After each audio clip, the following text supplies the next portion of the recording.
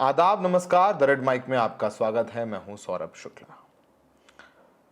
उत्तराखंड में एक छोटा सा हिल स्टेशन जिसे नैनीताल कहते हैं।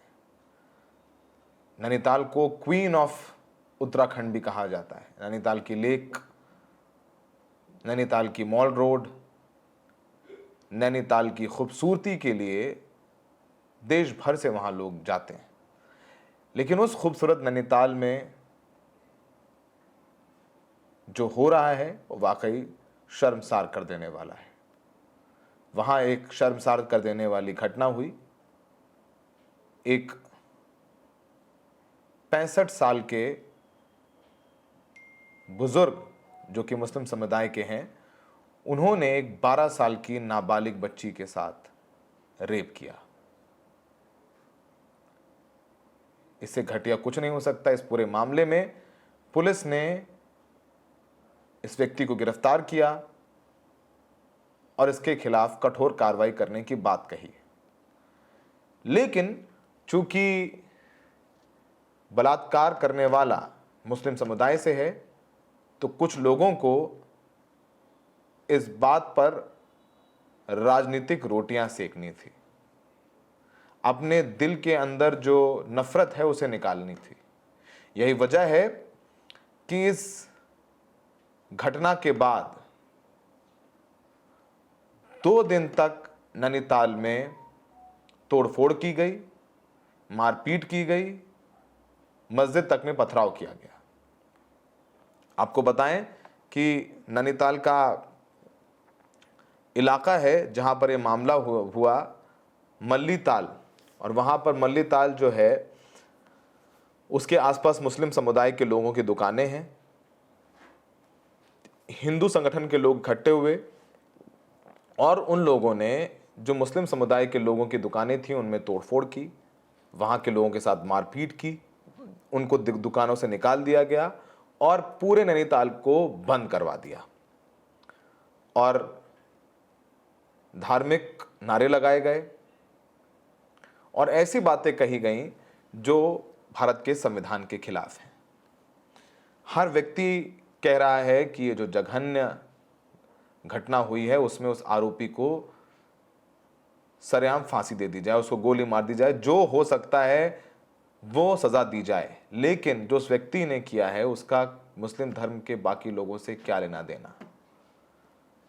जब ये सब हो रहा था तो नैनीताल बंद का आह्वान किया गया।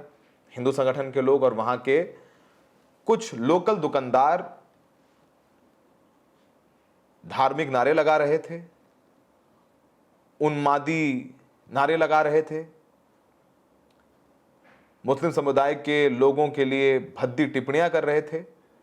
वहां पर एक दुकान खुली हुई थी, दुकान पेरिशेबल आइटम्स की है, तो वहां पर वो लोग गए और बोला कि अंकल आपने दुकान क्यों खुली हुई है। अंकल ने कहा कि भाई हमारी दुकान पेरिशेबल गुड्स की है, हमारी दुकान तो कोविड में भी खुली रही। आप कौन हो? आप क्या हिंदू नहीं हो? आप क्या मुसलमानों के समर्थक हो? इस बात पर अंकल की बेइज्जती की गई। जब अंकल की बेइज्जती की गई तो उनकी बेटी सामने आई, जिसका वीडियो सोशल मीडिया पर बहुत जबरदस्त वायरल है। इसका नाम है शैला नेगी। वो बेटी आई और उसने एक महिला जो कि वहीं की रहने वाली है उसको कन्फ्रंट किया। उसने बोला कि आप ये सब क्यों कर रहे हैं? आप उस बच्ची के लिए न्याय चाहते हैं या फिर आप मुसलमानों के खिलाफ हैं? आप भगवान का नाम ले रहे हैं, जय श्री राम या दूसरे धार्मिक नारे लगा रहे हैं, उसके साथ में आप भद्दी भद्दी गालियां भी दे रही हैं। आप तय कर लीजिए कि आप बच्ची के साथ न्याय चाहते हैं या आप हिंदू मुसलमान करना चाहते हैं। आप बच्ची के लिए न्याय की तो बात ही नहीं कर रहे हैं, आप मुसलमानों को टारगेट कर रहे हैं।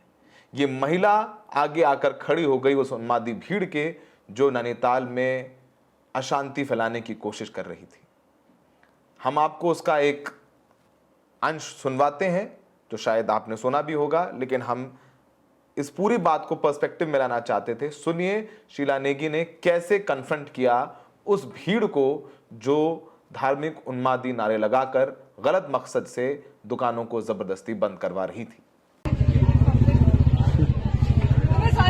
बेचारे बेगुनाह नागरिक उनको मार दिया इन्होंने, व्यापारियों को किसी ने कुछ नहीं बोला। कल मर गए थे क्या? तब हम मुसलमान है तो व्यापारी तो वो भी है, इसलिए बंद नहीं की हमने दुकान, क्योंकि व्यापारियों को मारा इन्होंने।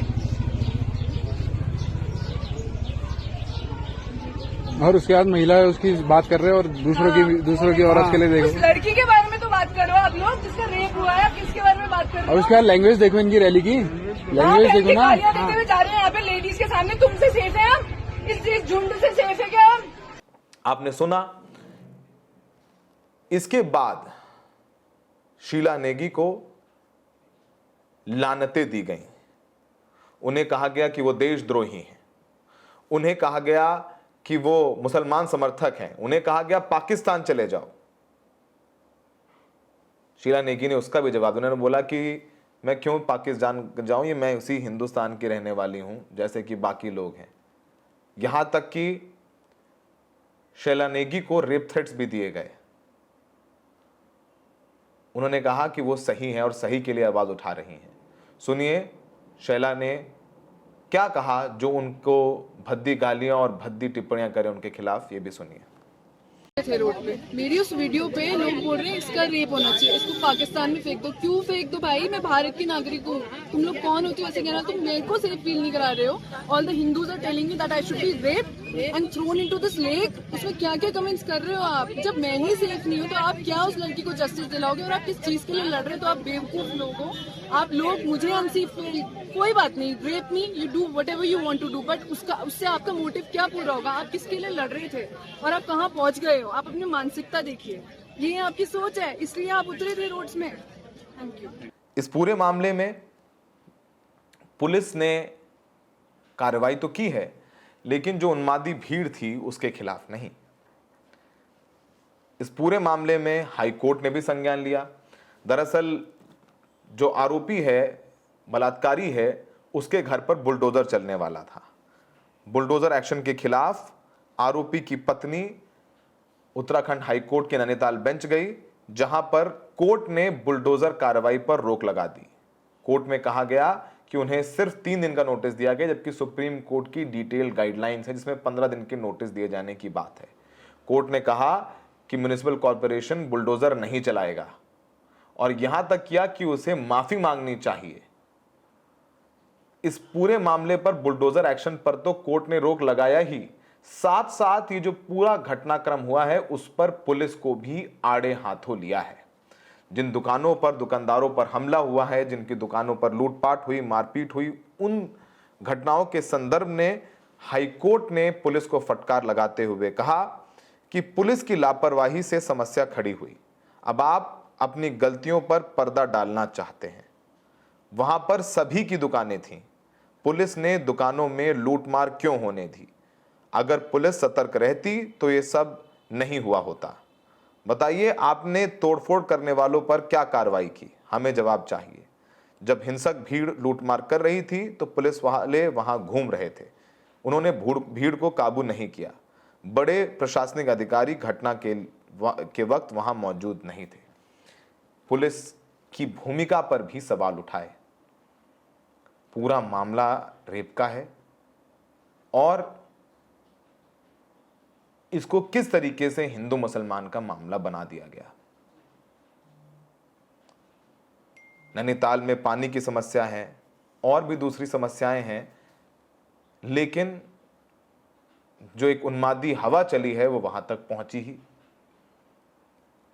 देश में हर रोज सैकड़ों महिलाओं के साथ सेक्सुअल हैरेसमेंट, सेक्सुअल असॉल्ट होता है, जिसमें हर धर्म, हर जाति के मर्द शामिल होते हैं। तो क्या अगर हिंदू दुराचारी है तो हिंदू धर्म के लोगों की दुकान तोड़ी जाएगी, उनके साथ मारपीट की जाएगी? उनका क्या लेना देना है? मुस्लिम दुराचारी है तो फिर जो दूसरे मुसलमानों के साथ किया जा रहा है, कितना घटिया और घिनौना है। क्या हम यही देश बनाना चाहते हैं?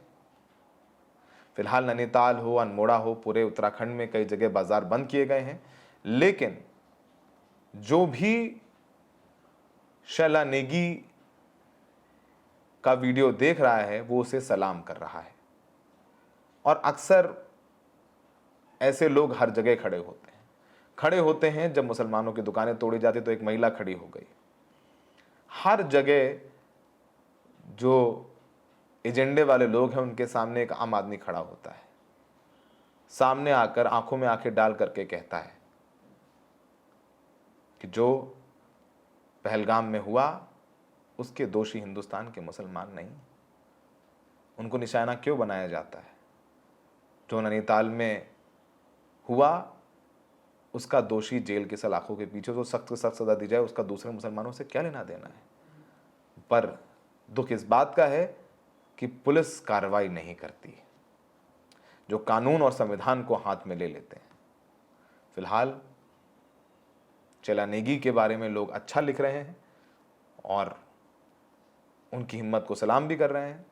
बिल्कुल जाहिर सी बात है, गंदे भद्दी टिप्पणियां हो रही हैं, लेकिन हमेशा पॉजिटिव्स को देखना चाहिए। उम्मीद है कि हम एक रहेंगे, हम हर बुराई से लड़ सकते हैं अगर हम एक रहेंगे। धार्मिक चश्मे को उतार दीजिए। मैं देखने के लिए बहुत बहुत शुक्रिया।